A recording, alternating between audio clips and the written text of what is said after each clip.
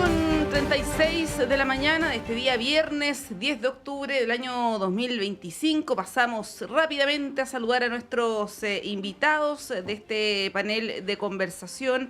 Junto a mí aquí en el estudio, al abogado, ex convencional constituyente, militante de la UDI, Pablo Tolosa, amigo ya de la casa también. Pablo, bienvenido, buenos días. Muy buenos días, Montserrat. Y al diputado del Partido Socialista por la región metropolitana, candidato a la reelección, también hay que decirlo, Daniel Melo. Daniel, buenos días, bienvenido. ¿Qué tal, Montserrat? Buen día, también saludar a Pablo en el estudio. Bueno, estábamos hablando con Pablo Tolosa antes de salir al aire del tema del presupuesto, que es un tema técnico. Ahí, Daniel, te va a tocar discutirlo también, ya pasado por varios presupuestos, pero también es súper político y está muy teñido del ambiente electoral. Más temprano teníamos al diputado Agustín Romero, que es el representante del Partido Republicano en la Comisión de Hacienda, y él, claro, como que empezaba a marcar cierto, bueno, defendía evidentemente lo de la necesidad del recorte, pero también relativizando ciertas cuestiones que podrían no ser tan rígidas como los plazos, por ejemplo, ¿no? Ahí quería partir, bueno, Pablo, contigo, ¿cómo has visto todo este tema en clave electoral, ¿no? Porque se ha atacado mucho a representantes de tu sector. Yo te he mencionado, en el caso de Ignacio Briones, que ha entrado en confrontación, por ejemplo, con Bernardo Fontaine, que ayer, a través de redes sociales, por el tema de las licencias médicas, Ignacio Briones le decía, bueno, no estés sacando cálculos que no corresponden. Y bueno, se ha visto un cruce bien interesante entre representantes de las oposiciones. Sí, es decir, no es un tema fácil de abordar. El tema presupuestario, sí está claro que hay que hacer un recorte del presupuesto. Ahora, cómo tú llegas a hacer esos recortes no es un tema que es de fácil resolución, porque algunas cosas efectivamente son medidas administrativas, pero otras son medidas legales, y por tanto en ese sentido tú puedes proponer, no voy a hablar de los 2.000, de los 6.000, los 15.000 millones que andan por ahí dando vuelta, tienes que primero saber cuál es el piso que vas a tener en el Parlamento para poder hacer una serie de reformas que tú necesariamente necesitas para el efecto del tema del presupuesto. Y creo que en ese sentido, lo que propone la candidatura de José Antonio respecto de los 6.000 millones no es fácil y no se ha podido explicar de a dónde viene ese recorte. Específicamente el día de ayer la polémica era respecto a estos 100.000 funcionarios públicos que ingresaron a la administración del Estado. Pero ahí esos 100.000 tú tomaste el titular, porque si tú empiezas un análisis, hay funcionarios que tú no puedes echar mano, que son, por ejemplo, los de los SLEP. El 58% son municipales, 58%. Y eso no puedes hacer absolutamente nada. Tiene que ver con la administración central. No tiene que ver con la administración central. Entonces, si tú empiezas a sacar temas, obviamente que te hace difícil porque estás en un plano electoral y por tanto, efectivamente, toda esta discusión que debiese ser técnica pasa a ser política. Vimos el tema de las licencias médicas. Claro, ¿cómo arreglamos ese tema? Primero salió las licencias médicas en lo que es la administración pública, contando administración pública no solo el gobierno central, sino también los municipios. Ahora salió el informe respecto de los funcionarios privados, es decir, de la empresa privada, que también es un número 80.000, que es un número enorme. ¿Cómo haces eso? Es decir, uno podría decir, mira, me dedico específicamente como a dos áreas del derecho, materia penal, pero además veo temas laborales. Si tú quisieras echar a esos 80.000 personas que hicieron mal uso de las licencias, hay que hacerle sumario. Oye, primero. Si tú son empresas privadas, ningún juez te va a dar la posibilidad de despedirlo, porque tienes que calificar muy bien, tiene que estar dentro del reglamento interno, muy específicamente, por tanto no es fácil la solución.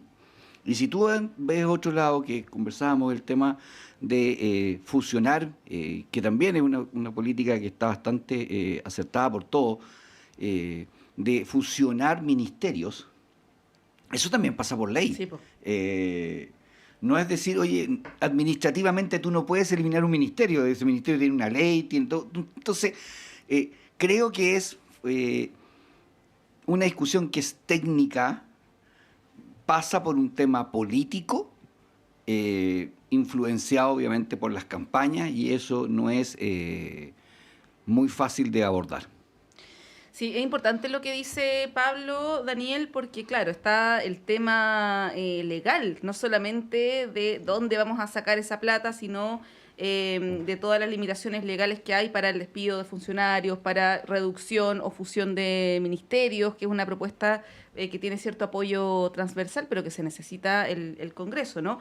Yo mencionaba lo de Ignacio Briones, ahí lo voy a citar textual, que le responde a Bernardo Fontaine y le dice, a propósito de una entrevista que él da en Radio Infinita, le dice, te cuento que las llamadas licencias médicas y el subsidio por incapacidad laboral son lo mismo, corresponden al mismo gasto para no sumarlo dos veces. En el fondo, ahí es una crítica que es bien dura, porque él también es economista, entonces lo trata ahí un poco de tener un desconocimiento de cómo funciona aquello. Daniel, bueno, Pablo hacía una afirmación al inicio de su intervención, él decía, el recorte del presupuesto es necesario, el recorte del gasto fiscal, ¿no? Te pregunto si coincides con esa afirmación, porque, por ejemplo, en el programa de Janet Jara no está contemplado un recorte. Y bueno, es una discusión también de cuál es el rol del Estado, qué tamaño debiera tener, el gasto público, y solamente sumo un dato, el precio histórico que está teniendo el cobre, que es una noticia magnífica para nuestras arcas fiscales y que se estima que incluso si sigue así 2026 podría sumar unos 2.000 millones de dólares más al Estado, que son ingresos que evidentemente ayudan, ¿no? Diputado. A ver, lo primero, la promesa de José Antonio Kast de recortar 6.000 millones de dólares, la verdad que es inevitable si él quiere llevar adelante aquello, que se afecte programas sociales, subsidios y políticas sociales tan importantes como es la pensión garantizada universal. Entonces, lo que tiene que evaluar la ciudadanía cuando vote en noviembre es efectivamente qué viabilidad existen en los programas de gobierno futuros respecto a este tipo de consideraciones. Y tengo la impresión de que en el ámbito de la extrema derecha hay una posición muy ideologizada, ¿ya? Estas mismas promesas las hizo Trump en Estados Unidos, Milei con su motosierra en Argentina, y bueno, todos sabemos cómo terminó en Argentina. Existe ya una crisis social, económica enorme, de una envergadura, la verdad, que yo creo que ninguno de nosotros la alcanza a apreciar en la medida que lo que está viviendo el pueblo argentino es muy complejo, ¿ya? Y bueno, y Trump, a su principal asesor, el señor Elon Musk, bueno, ya no está en el gobierno, ¿ya? Porque una cosa es lo que se dice para ganar votos, porque suena muy popular, que esta suerte como de criminalización de todo el sector público, versus, ¿no es cierto?, el tema del ahorro fiscal o los recortes, ¿ya? Detrás de cada recorte hay personas, y la pregunta es, ¿vamos a poner en cuestión la implementación de políticas sociales que son importantes? Yo tengo la impresión de que hay que ajustar, lo está haciendo ya el presidente Boric en el presupuesto, pero no puede ser en las áreas, en los ámbitos donde la gente tiene urgencia. Le pongo un caso, el día lunes de esta semana me reuní con el director del Hospital Barros Luco, en compañía con el diputado Soto, estamos empujando y respaldando la construcción del nuevo Hospital Barros Luco, lleva más de 10 años esperando. Si fuera por las posiciones del señor Kast y de la extrema derecha, del recorte público, el recorte social de más de 6.000 millones de dólares, la verdad que el presupuesto para el próximo año no debería incorporar recursos, por ejemplo, para estas áreas. Entonces, ojo, hagamos este debate en serio, ¿ya? Miremos de qué manera es posible mejorar, ¿no es cierto?, el tema de las finanzas públicas, pero no nos llenemos de eslóganes porque hay grandes titulares que en la práctica no tienen ninguna capacidad de ponerse en acción. Porque además, mire, tengo la impresión de cómo están conformadas las listas parlamentarias en la actualidad y que vamos a competir en el mes de noviembre, ningún sector político por sí solo va a tener mayoría legislativa en el Congreso Nacional para llevar adelante cambios que impliquen, por ejemplo, terminar con ministerios o terminar con políticas sociales y políticas públicas.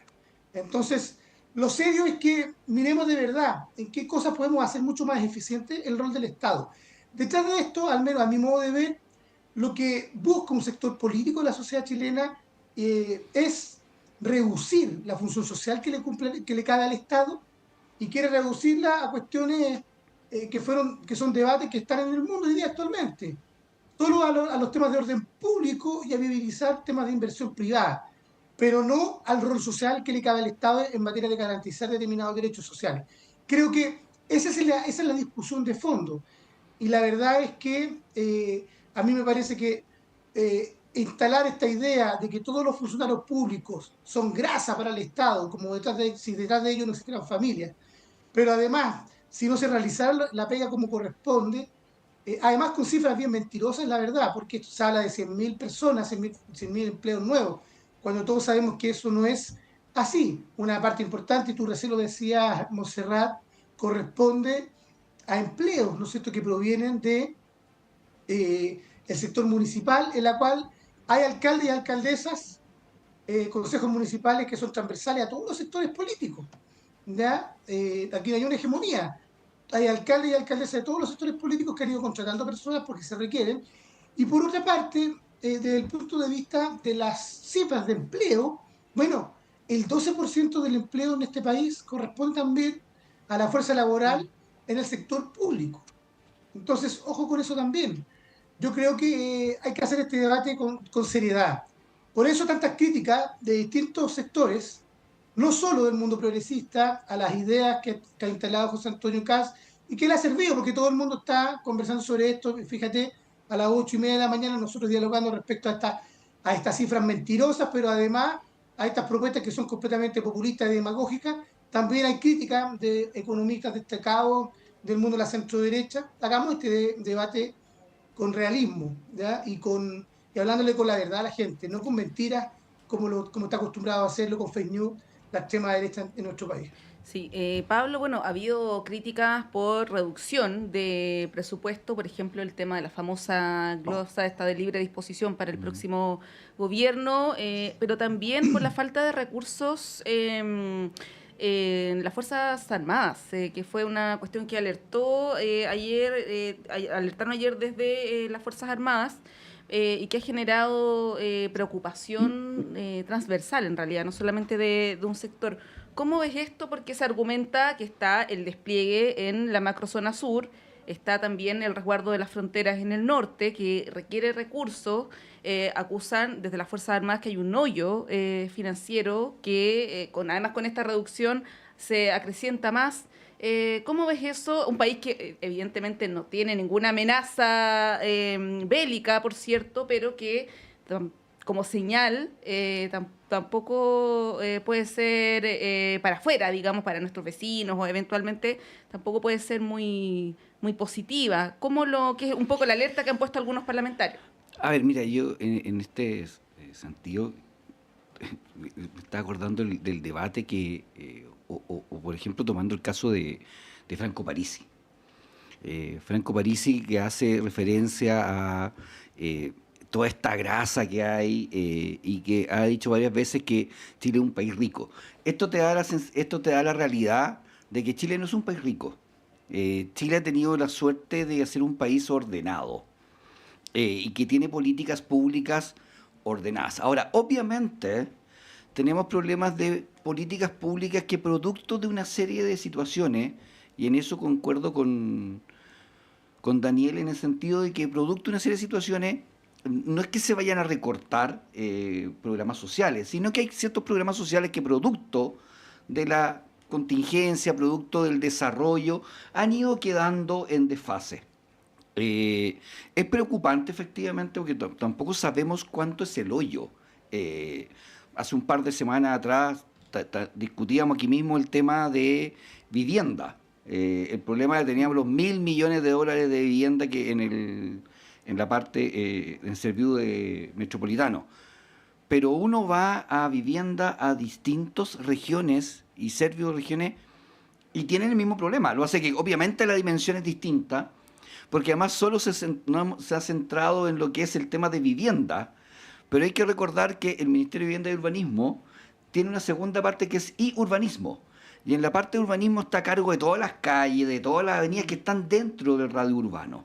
Y también uno va a distintas regiones y hay problemas sobre financiamiento respecto también de eso. Entonces, cuando uno habla de este tema, tiene que hablarlo con las cifras arriba de la mesa. Uno puede decir, mira, voy a recortar todo, pero no quiero recortar esto, voy a dar esto otro. Bueno, ¿cómo lo hace? Uno en la época electoral, Daniel es candidato, y uno escucha distintas promesas. Voy a eliminar el TAC, voy a eliminar, si soy diputado, elimino el impuesto no sé qué, Que no voy a tiene que ver con eliminar las atribuciones. Uy, una cantidad de eliminaciones de cosas que prometen que mucha gente al final vota pensando en eso, que son absolutamente irrealidades. Porque tú tienes que... la estructura del Estado funciona. Yo fui intendente. Tengo la mejor impresión de los funcionarios públicos. Cuando yo fui intendente, y en la región me pueden decir, unos grandes problemas o algunas cosas que me achacaban era porque yo seguía con los mismos funcionarios y no ingresaba nuevos. Y yo decía, bueno, pues son funcionarios de carrera. Que hacen bien la pegan. Que hacen bien la pega. Primero, no hay ninguna coalición política que tenga la capacidad de decir, mira, voy a instalar toda mi gente en el Estado porque no te da. Y uno solo siempre piensa en los ministerios, pero gran parte de los funcionarios públicos son, como hablaba Daniel, tocaba el tema del Barro Luco, son funcionarios de la salud.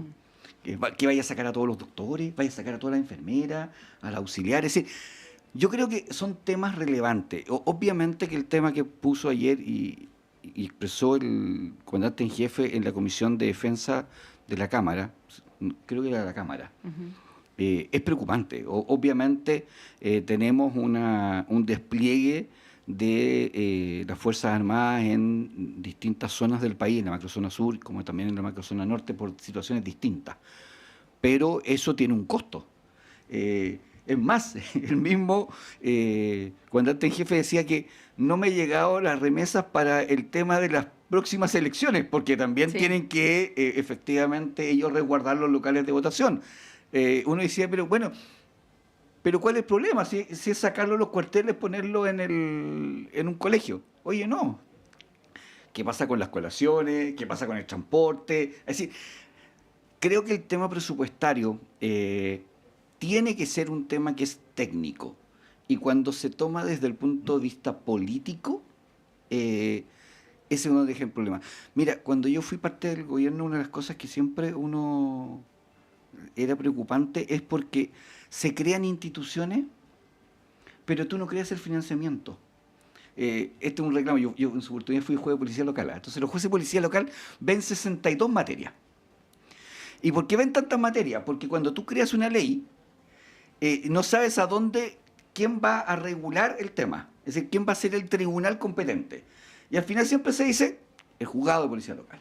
Y tú vayas a los juzgados de policía local, de todo el país, la regla general, son bien paupérrimos, son chicos, tienen poca infraestructura, y le vas cargando. Esto es un poco lo mismo, tú vas creando políticas públicas, vas creando posiciones, y te dicen, bueno, la plata de algún lado saldrá.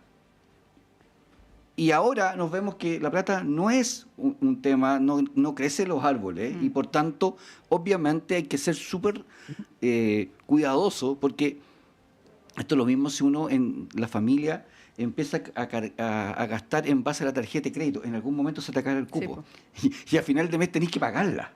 Y uno puede seguir gastando en base a lo que supuestamente te podría eventualmente ingresar. Y creo que ahí hay un tema que es relevante y hay que verlo importante. La ley de presupuesto a la larga debiese ser la segunda ley más relevante del país. Y es una discusión que vamos a ver un par de semanas más al diputado Daniel Melo a las 4 de la mañana con una tacita de consomé votando partidas gigantescas de votación, de partidas como son siempre. Siempre ha sido exactamente igual. Es una ley larguísima, muy difícil, interconectadas unas con otras, de forma tal que efectivamente es un tema que hay que ponerle mucho cuidado y tiene la mayor relevancia para el país. Sí, Daniel, sí, solamente... Yo quiero hacer una acotación, Dale. porque se instala esta idea, por ejemplo, en que el caso del MIMBU tendría un déficit de 1.000 millones de dólares, y la verdad es que esto impacta también en las familias. Los cientos de comités de vivienda que hay esparcidos en todo el país. Yo quiero poner solamente el ejemplo de mi distrito, ya, porque hay proyectos que son emblemáticos, que producto también de estas noticias que se instalan en el contexto de las campañas presidenciales, eh, como si el trabajo del Ministerio de Vivienda no fuera un trabajo serio, y por lo tanto se genera mucho escozor, ¿ya? Pero la verdad es que el ministro Monte compareció en la Comisión de Vivienda del Senado, también la Cámara, y fue muy claro la verdad. No es cierto que exista un déficit de 1.000 millones de dólares. Hay un déficit, sí, pero de 130, y que además en el diálogo también y la conversación con ex ministros de Vivienda, como Cristian Monkever, bueno, también se reconoce de que hay una práctica que es más o menos habitual en la administración del Estado y en particular en este ministerio, producto de la dinámica que se da en el ámbito de la construcción, de que hay deuda que se va arrastrando y que se va prorrateando de un año para otro, ¿ya? Pero no es que exista un forado en materia de vivienda. Una de las principales políticas, además del gobierno, ha sido el plan de emergencia habitacional, a propósito de la discusión presupuestaria que viene ahora en unos meses más. Bueno, nosotros, al menos a mí me interesa que ese programa se transforme en una política pública de Estado, que no se ponga en cuestión, que es necesario que el Estado de Chile, independiente de los gobiernos, tenga una política mucho más agresiva en materia de construcción de viviendas sociales, como es lo que esperan sobre todo las familias del sector sur de Santiago, que me toca representar. Pero, ojo, porque detrás de esto están las esperanzas de miles de familias, ¿ya? A mí me toca reunirme semana a semana, ¿ya? Por compras de terreno, por temas de subsidio, por el inicio de obras. Entonces, yo creo que hay que ser serio para abordar esta conversación, ¿ya? Claro, Elvin Matei hace un par de semanas atrás hizo una crítica feroz, pero la verdad es que los hechos concretos y los datos no se corresponden con esa realidad, lo mismo que con San Antonio Caz. Entonces, ojo, hagamos la discusión en serio, ¿ya? Porque detrás de esto se afecta la credibilidad de las instituciones, pero por otra parte también las esperanzas que ponen las familias chilenas en este caso, que más lo necesitan, en dar respuesta. Y la ley de presupuesto, yo ahí tengo una diferencia con Pablo. Yo creo que la ley de presupuesto es una ley, si bien tiene muchos componentes técnicos, pero es esencialmente política. ¿Por qué? Porque los énfasis que ponga el gobierno en la ley de presupuesto implica también un enfoque en cuáles son las áreas más importantes a propósito de lo que viene en adelante en la construcción, ¿no es cierto?, de un país que sea más justo, más solidario. Solo un ejemplo: el próximo presupuesto de la Nación, en cadena nacional el presidente lo informó, pero hay muchos recursos, se aumenta en materia de financiamiento a propósito de la ley de cuidado y todo el sistema que estamos creando, ¿ya? Que son áreas sociales que son muy, muy, muy relevantes. A mí no me parece, la verdad, que las Fuerzas Armadas tengan que estar opinando respecto a su presupuesto, ¿ya?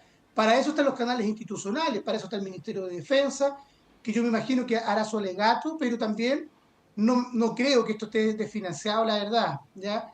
¿Por qué? Porque nunca ha estado desfinanciado. Yo creo que, ojo con eso, ¿ya? Yo creo que incorporar al debate público respecto a las finanzas a las instituciones armadas, por favor, o sea, que se dediquen a hacer lo que tengan que hacer.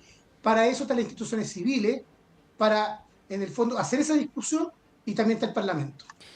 Sí, por lo que dijo el general, el comandante jefe del ejército, Javier Iturriaga, además, es que no estamos en condiciones de terminar el año. Lo dijo con esa claridad y elocuencia. Bueno, es un tema que les propongo que retomemos a la vuelta, a propósito también de un anuncio que hizo el presidente Boric esta semana, que tiene que ver con una reforma para usar las Fuerzas Armadas sin pasar por el Congreso y que ha generado algunas posiciones encontradas en sus parlamentarios, particularmente del Frente Amplio, algunos también en el PC.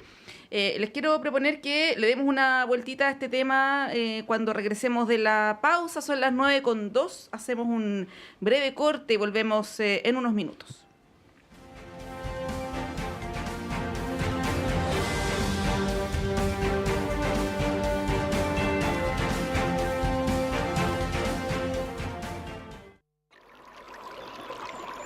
Aguas Trayén o Cascada en Mapudungún es la mejor agua purificada con tecnología de última generación. Para más información, visite su página web www.aguastrayen.com. Hola, soy Luis Orlandini y quiero invitarte a sintonizar nuestro programa Contrastes, un panorama de la música de arte chileno.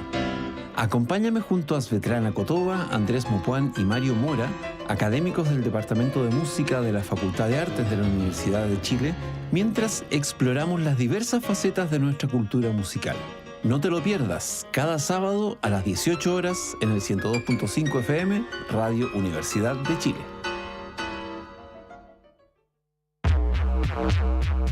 Comienza el Foro de las Artes 2025.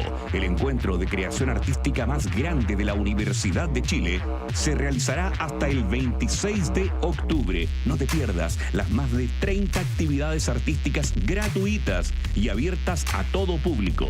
Teatro, conciertos, espectáculos de danza, exposiciones y mucho más. Revisa toda la programación en forodelasartes.uchile.cl y en la cuenta de Instagram @forodelasartes. No te lo pierdas, te esperamos. Colabora Radio Universidad de Chile.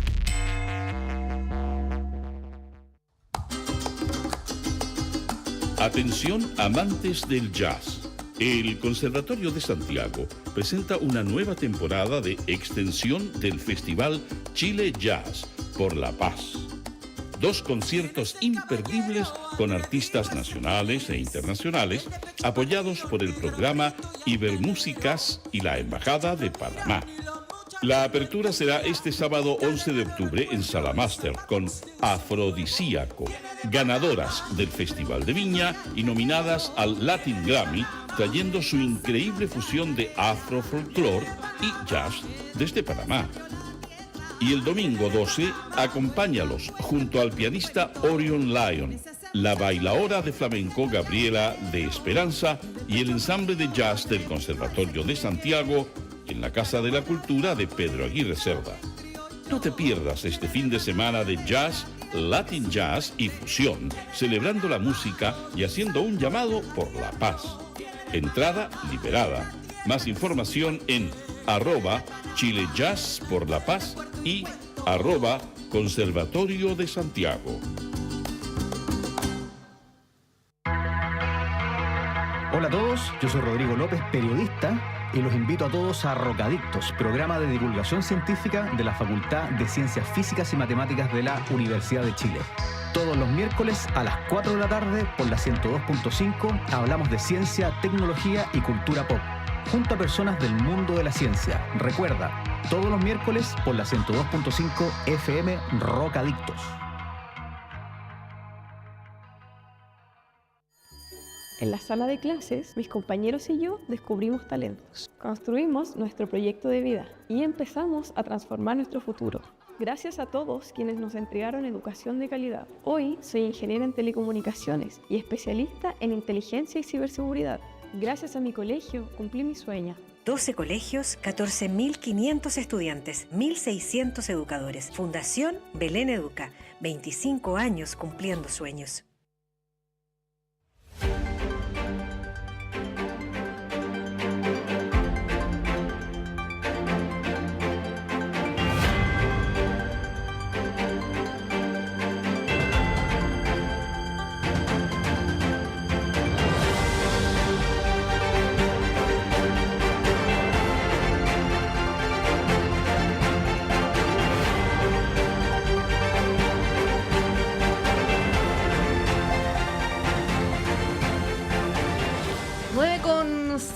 de la mañana. Estamos junto a Pablo Tolosa y el diputado Daniel Melo. Yo les había dejado planteado para que le demos la última vuelta a propósito de lo del presupuesto, el reclamo del general Iturriaga. Esta reforma que anuncia el presidente Boric el día miércoles, si no me equivoco, sí, una visita a Colchane junto a otras autoridades y que ha generado algunas reacciones críticas, dudas en partidos del oficialismo.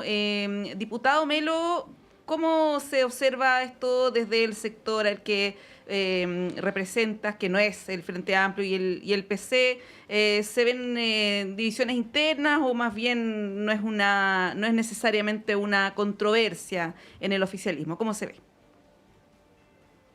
Mire, yo creo que lo primero que quiero respaldar la posición que ha tomado el presidente de la República en esta materia. Nos toca votar prácticamente al principio cada 30 días, luego cada 60 días, la renovación de los estados de excepción en la macrozona sur, pero también en el caso del norte del país, a propósito del rol que está cumpliendo de manera muy eficaz las Fuerzas Armadas en el control migratorio y en el resguardo de las fronteras, con buenos resultados, la verdad, ¿ya? Entonces, yo no creo que esto sea un problema en la medida que existan claridad respecto a las funciones, cuáles son los límites, la coordinación también con las propias policías, cuestiones que ya ocurren en la práctica y en los hechos. Por lo tanto, esto es lo que hace facultar al presidente de la República para mejorar, ¿ya?, los temas de costo-oportunidad, ¿ya?, y no tener que estar dependiendo de cada mes a mes de la renovación, ¿no es cierto?, de esta autorización en el fondo al Congreso Nacional, ¿ya? Así que yo al menos estoy completamente de acuerdo y creo que esto también va a permitir agilizar, ¿no es cierto?, estas decisiones, ¿ya? Y además disponer, y creo yo que hay un camino también recorrido desde el punto de vista de la experiencia en el control fronterizo. No se viene a reemplazar la tarea que cumplen en este caso las policías, pero sí más bien se viene a complementar lo que se está haciendo actualmente. Así que yo al menos va a contar con mi voto favorable, y creo que en esto hay que sacar el prejuicio ideológico, ya, a propósito de las críticas que han surgido, ¿no es cierto?, de sectores como tú recién lo nombrabas, el mundo progresista, y yo creo que hay que poner en la centralidad en lo que actualmente requiere el país.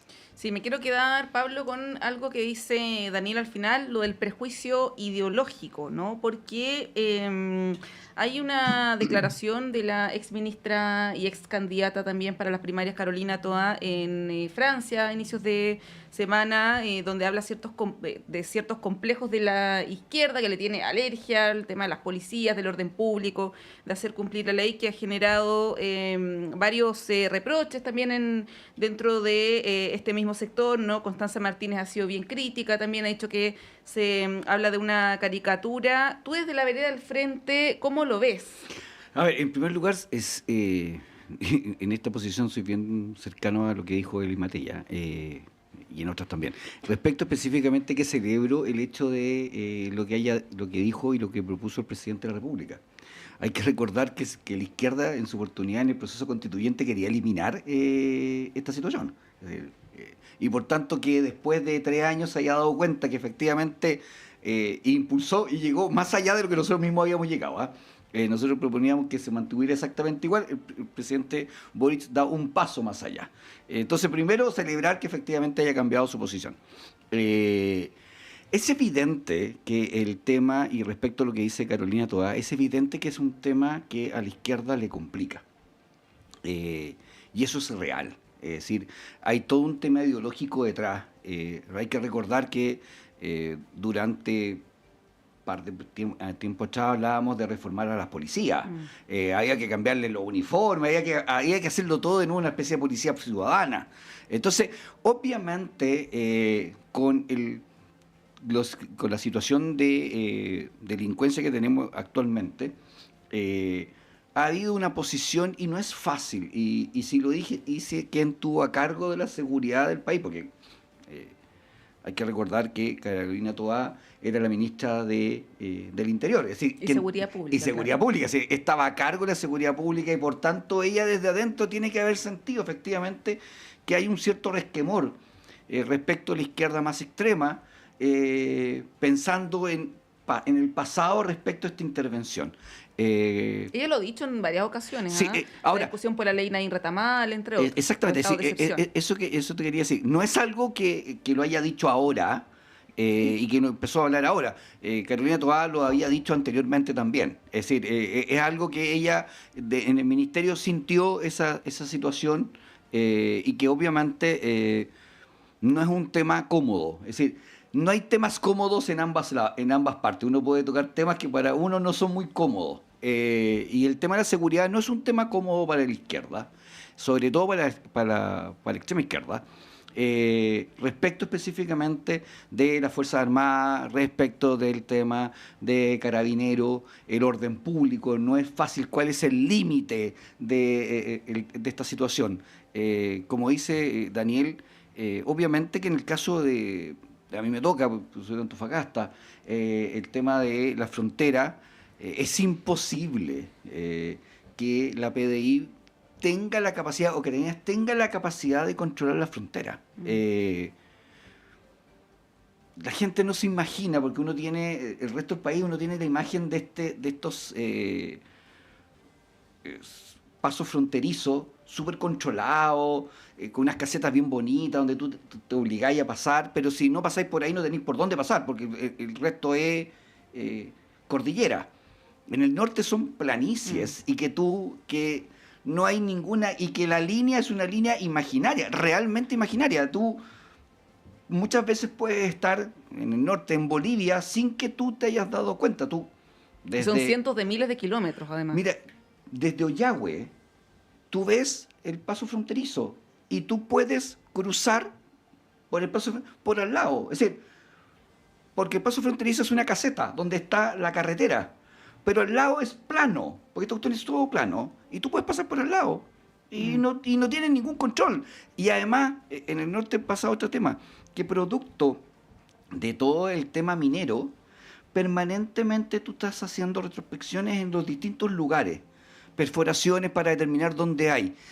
Y para poder llegar, tú vas haciendo caminos que están destinados específicamente a eso, y muchas veces no encuentras nada y sales.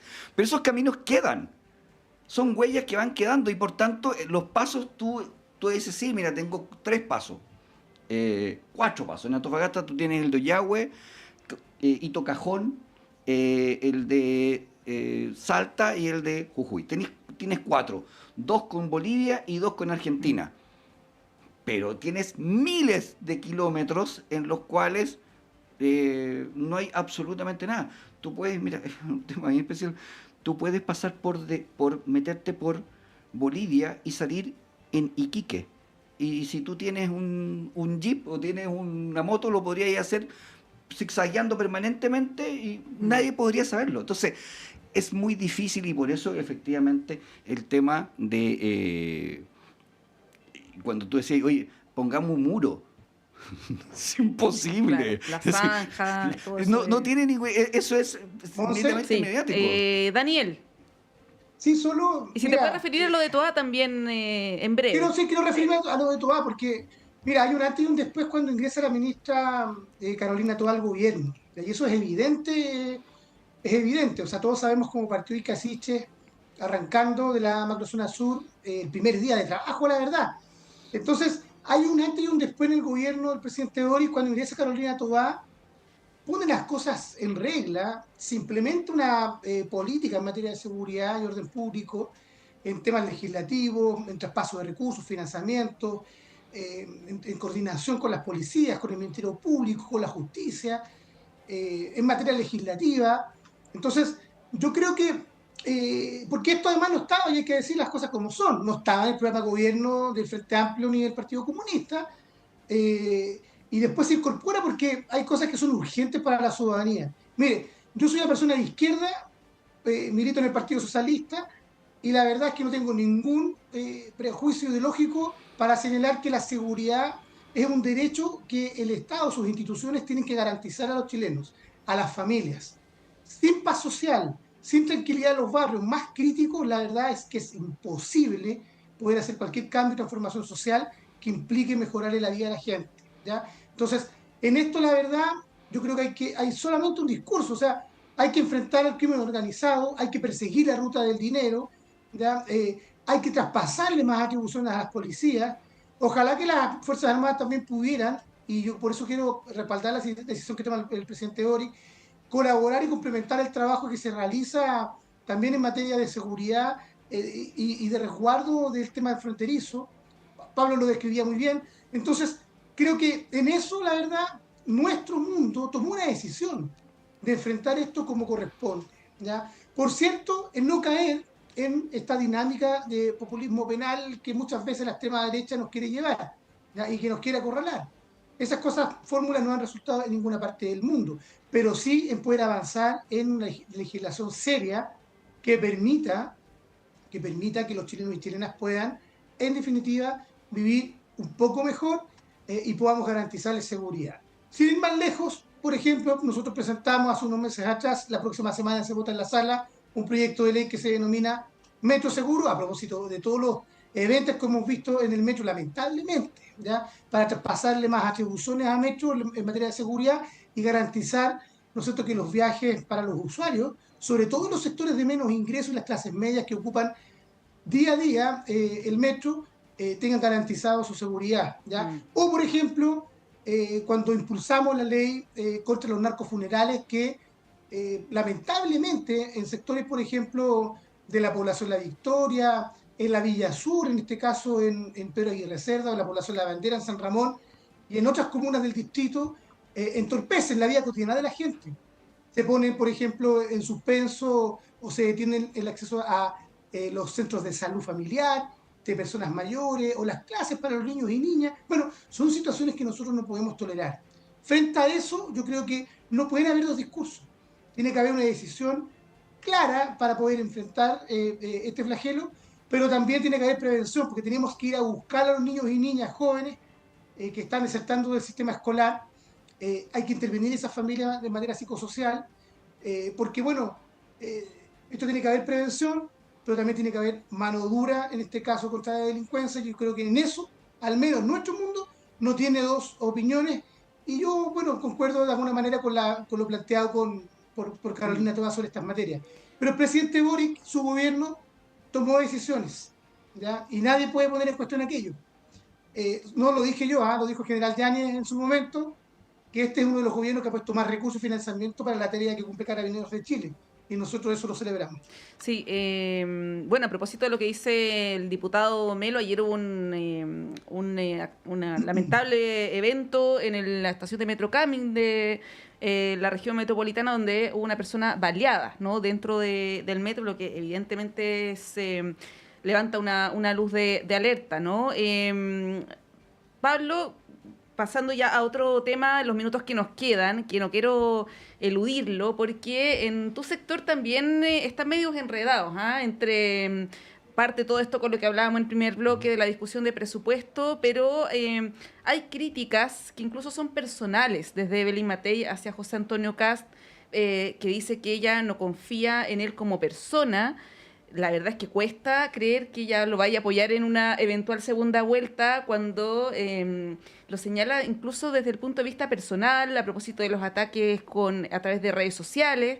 A todo esto hace una semana que no ha pasado medio inadvertido en la prensa, salió un reportaje en CIPER donde se da cuenta, el viernes pasado exactamente, donde se da cuenta que una de estas cuentas troll, que se nombra Neuroc, que además ya reveló el reportaje de televisión cuál es la identidad de esta persona, se señala el vínculo con el equipo de comunicación digital de Kast, con el community manager, que él mismo lo revela, ¿no? Por lo tanto, ahí hay un vínculo directo que me imagino se va a seguir investigando. Pero bueno, es lo que más parece, Pablo, que le ha afectado en lo personal a Evelyn Matei, y ella dice: no confío en él, creo que pueden haber retrocesos en derechos para las mujeres. Y ayer el exministro de tu partido, Claudio Alvarado, señala en una entrevista, en una columna de opinión en Exante, que deslegitimar a Kast con argumentos de la izquierda solo fractura a nuestro sector, mostrando una mirada crítica de la estrategia del comando de Evelyn Matei. ¿Cómo ves esto desde el partido donde está Evelyn Matei, de la UDI, y por ejemplo Claudio Alvarado, que también representa a un sector en tu partido? A ver, yo creo que en primer lugar esto, y yo creo que lo comenté, y si uno va para atrás en el tiempo, lo vamos a encontrar. Yo dije que lo peor que iba a pasar era que no hiciéramos primarias, porque se iba a transformar la primera vuelta en primarias. Sí. Y lo que estamos viendo precisamente es un enfrentamiento de primarias, donde no hay una discusión respecto del bloque al frente, sino que la discusión es interior dentro del bloque. Y eso era obvio que iba a pasar. Es decir, el que no entendía que esto iba a ocurrir, porque si uno puede ir para atrás, lo que pasó con la centroizquierda, de poder hacer primaria, estas discusiones eran exactamente las mismas entre ellos. Y después, posteriormente, Carolina Toá se alineó, Vinter igual, y se generó este efecto específico. Lo que estamos viendo acá es una primaria al interior. Y que eso era, quien no lo quiso ver en su oportunidad cometió un error. Y por eso nosotros siempre, desde la UDI, sostuvimos que lo que había que hacer era primaria. Y había que hacer las primarias más abiertas que pudiese hacer, si se quería incorporar, no sé, en su oportunidad Jimena Rincón, si se quería incorporar París, si quería incorporar a Johannes Kaiser, es decir, el mayor de la amplitud de la oposición. Eso no se logró, y al final lo que estamos viendo en estos momentos efectivamente es un tema de una discusión más propia de primarias que propia de las elecciones presidenciales propiamente tal. Ahora, es obvio que el tema de los trolls, de los bots, ha afectado y afecta personalmente en el tema. Y en eso hay que comprender la situación, en cierta forma, de lo que enfrentó Evelyn Matei. No eran muchas las personas que sabían el tema que estaba pasando a Evelyn Matei con su marido, que hace poco tiempo ella lo dio a conocer. La Evelyn Matei, si uno se da cuenta, en las elecciones que ha tenido, siempre ha generado un halo de protección de su familia. Nunca ha expuesto a sus hijos, nunca ha expuesto a su marido. Y en esta oportunidad dio a conocer la enfermedad que está teniendo Jorge Jesús Monge, su marido. Entonces, pucha que es difícil que te atacan, que te dicen que tienes Alzheimer, que tienes problemas mentales, etcétera, y tú estás viendo en tu casa a la persona que ha vivido toda la vida contigo, o gran parte de tu vida, que es tu marido, con quien tú formaste una familia, que está pasando por una enfermedad. Obviamente que se tiene que haber sentido, y le entiendo, lo dolida que debe estar. Y yo asumo esto desde el punto de vista, obviamente, de la posición personal de ella, de ser humano, su dignidad de ser humano, que debe ser difícil, porque no tan solo le pasó a Evelyn Matei, también le pasó a Johannes Kaiser, que también en su oportunidad también y le ha pasado muchas que creo que yo soy 100% paladín de la libertad. Pero hay límites. Pero como estrategia política, lo que plantea Claudio Alvarado, esto de enfrentarse a Kast, ¿tú ves que es algo...? Yo lo que veo a Claudio, una persona extraordinaria, yo conozco a Claudio, lo respeto muchísimo, todos sus cargos que tuvo, la capacidad que tiene el chilote es extraordinaria. Pero obviamente lo está viendo desde un punto de vista político. Y obviamente, si uno analiza lo que dice Claudio, era lo que iba a pasar si esto hubiese pasado en las primarias, y hubiese llamado hasta el altura del partido, ya estamos todos juntos. Obviamente que es difícil de poder digerir, porque desde el punto de vista, si tú lo ves, es un tema personal. Y que le dolió porque le tocó una fibra personal. Yo creo que a Daniel le tiene que tocar también de estar lleno de bots que le deben inventar miles de cosas, y que los que estamos medio en política que nos inventan cuestiones a nosotros como que nos da lo mismo. A esta altura del partido, bueno, ya, una más. Pero, ¿sabes, Pablo? Pero muy distinto cuando te atacan a tu familia. Sí. Ahí, o cuando se hace un nexo con tu familia, el límite... Sí. En política, yo siempre escuché, sí. Y perdón, Daniel, en política siempre se dijo, yo estoy en contra, y siempre se dice, la política sin llorar. No, la política con llorar porque son seres humanos. Sí. Y si tú no ves al otro como ser humano, una dignidad humana de la otra persona, caíste en lo peor de la política. Diputado Daniel Melo.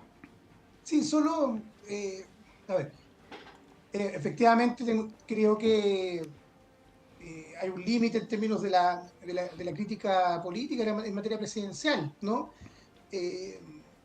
Pero más allá del tema personal que tú vas planteando, la crítica que hace Evelyn Matei a Kast es muy política, ¿da? Y es de fondo. Primero señala que con ese plan de gobierno y con las propuestas que está planteando no va a llegar a ningún lado. ¿Ya? ¿Por qué? Porque no tiene asidero práctico. ¿Ya? Esa es la primera cosa a propósito de los recortes en materia del gasto público. ¿Ya? Eso es lo primero. Segundo, que no confía en la visión que tiene José Antonio Kast respecto al retroceso en materia de derechos sociales. Porque es evidente. Esto no es una cuestión, una crítica que venga de la izquierda. ¿Ya? Evelyn Matei, para pasar a la segunda vuelta, tiene que ganarle a José Antonio Kast. Entonces, hay una crítica que es política electoral para poder, en la disputa de quién se hace hegemónico en el mundo de la centro-derecha. Y en ese sentido, yo creo que son válidas las críticas que hace Evelyn Matei a José Antonio Kast. O sea, cualquier chileno y chilena que le interese el derecho que tienen las mujeres hoy día, los avances que durante todos estos años se han ido garantizando en materia de políticas públicas, podría estar de acuerdo con ella. O, por ejemplo, los miles y miles de personas mayores que hoy día perciben la pensión garantizada universal, que entre otras cosas la creó el presidente Piñera sobre la base de la pensión básica solidaria de la presidenta Michelle Bachelet, ¿no? Y que en la narrativa, José Antonio Kast, él personalmente señaló que no estaba de acuerdo con el autopréstamo y cómo se iba a implementar la reforma de pensiones que pone en cuestión la PGU, ¿no? Y que a más de 1.400.000 personas en el mes de enero del próximo año le crezcan las pensiones. Porque de esas cosas estamos hablando, ¿no? Entonces, creo que la crítica que hace Evelyn Matei no es que sea la crítica a la izquierda, sino que de todos aquellos que entendemos que las políticas sociales son importantes para el país. Entonces, la disputa que hay en la extrema derecha y en el centro derecha es quién va a pasar a la segunda vuelta de manera hegemónica, y Evelyn Matei tiene que ganarle a José Antonio Kast. O si no, es renunciar a su candidatura presidencial. Y lo que ocurre en algunos sectores, particularmente de la UDI o más afines a estas visiones de extrema derecha, es que ven con muy buenos ojos lo que ocurre al frente. ¿Ya? Entonces hay una disputa, porque yo creo que también esta lógica del reemplazo de parte del Partido Republicano a lo que históricamente ha representado cierto mundo en la centro-derecha. Y eso es una cuestión que está en disputa y que se va a resolver en parte a propósito de la próxima elección parlamentaria en noviembre, pero también en la disputa presidencial de quién va a representar las ideas de ese sector político. Que yo creo, la verdad, son todo un retroceso para la democracia en nuestro país, porque ponen en cuestión mínimos que discutimos latamente durante muchos años. El más cercano, el más reciente, tiene que ver con la reforma del sistema de pensiones. Más de 10 años una discusión, hubo un acuerdo, en buena hora, porque tiene que haber mucho diálogo social para cualquier cambio, pero también ponen en cuestión, por ejemplo, la interrupción del embarazo en 3 causales, que fue también un acuerdo que permitió avanzar en estas materias. Sí, lo quiero poner como ejemplos de lo que implica el retroceso de las visiones de extrema derecha en su avance. ¿Ya? O la lógica negacionista, por ejemplo, en materia de derechos humanos y en materia de negar, ¿no es cierto?, la crisis climática como si esto fuera un invento de los políticos y de los científicos. Entonces, sí, eso lo dijo también Patricio Dusayán de Ideas Republicanas esta semana en un podcast. Entonces, la verdad que, Ponce, yo creo que eso es lo que está de fondo en esta en esta disputa, ¿ya? Sí. Si ustedes me preguntan a mí, yo creo que le hace mejor al país tener una centro-derecha que dialogue, que sea capaz de ponerse de acuerdo con gente que no piensa parecido a uno, pero que en el fondo hay un interés de por medio, que es mejorar la vida de la gente. Y creo que en esa disputa, bueno, veremos qué es lo que quieren los chilenos y chilenas en el mes de noviembre de este año. Así es. Bueno, no nos quedan minutos, Pablo, pero te quiero preguntar igual, apelando a tu capacidad máxima de síntesis, respecto de la situación de Daniel Jadwe. Tú fuiste parte también de lo que ocurrió con el Tricel y ya sabemos las novedades respecto de este caso. La defensa está solicitando al Tricel revocar la sentencia que lo dejó fuera de la papeleta. ¿Qué podrías decir y cómo proyectas esto? Porque hay varias interpretaciones jurídicas. A ver, jurídicamente, es fácil y simple. Había un plazo en el cual para ser candidato tú tenías que tener derecho a sufragio. Es decir, tenías que tener, entre otras condiciones, otras cualidades, derecho a sufragio. En esos momentos, Daniel Jadwe no tenía derecho a sufragio porque la norma chilena establece, y así quedó en la ley, que se pierde el derecho a sufragio cuando tú estás acusado. Ya, se ha querido hacer todo un análisis respecto de eso, que quedó mala la ley, que la ley no se entiende. La verdad es que la ley quedó súper clara y Chile optó por hay tres formas. Si tú ves la legislación comparada. En España, por ejemplo, muy corto, en España solo tú pierdes derecho a sufragio cuando estás condenado. En México, tú pierdes el derecho a sufragio cuando hay una especie como acta de apertura, es decir, cuando termina la audiencia preparatoria. Y en Chile quedó desde el punto de vista de la acusación. Nosotros yo alegué que la resolución del CERVEL en su oportunidad estaba mala porque estaba acusado y por tanto no podía haber sido candidato. Eso el CERVEL, el Tricel lo acogió. El plazo, en mi entender, está absolutamente terminado, porque puede ocurrir, mira, ¿qué pasa si hoy día miles de personas, no sé cuántas, 100, 50, no tengo idea, de personas están cumpliendo su condena y se le está rehabilitando su derecho a sufragio? Esas personas también podrían reclamar que quieren ser candidatos. Ya, o sea, en tu punto de vista no hay ninguna posibilidad que en mi pueda punto de ser vista no hay candidato. ninguna. Y además hay un tema práctico. Estamos a 30 y tantos 36, días. 35 días de la 35 elección, días de la elección. Los votos ya están hechos.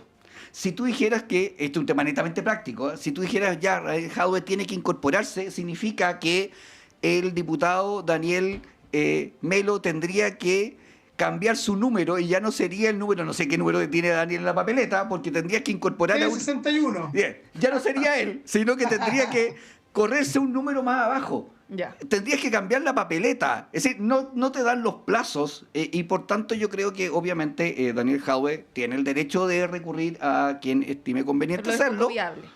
Pero yo no encuentro que sea viable porque además no existe un procedimiento específico.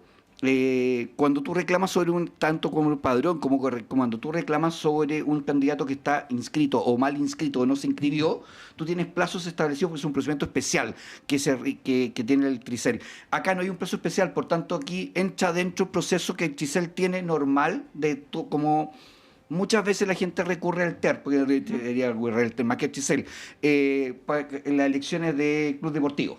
Y que eso puede pasar meses. Bueno, está clarísimo. Habría un gran tema. No nos quedan minutos, lamentablemente. Nos tenemos que ir volando. Diputado Daniel Melo, como siempre, muchas gracias y nos vemos pronto. Gracias por la invitación, Monserrat. Salud, Pablo.